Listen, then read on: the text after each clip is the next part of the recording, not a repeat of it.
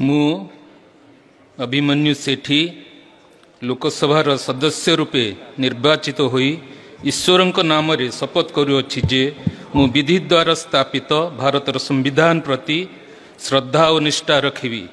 मु भारतर सार्वभौमत्व और अखंडता अक्षुण्ण रखिबी एवं मु जो पद ग्रहण करने को जाऊँगी ताहार कर्तव्य श्रद्धापूर्वक निर्वाह करिबी।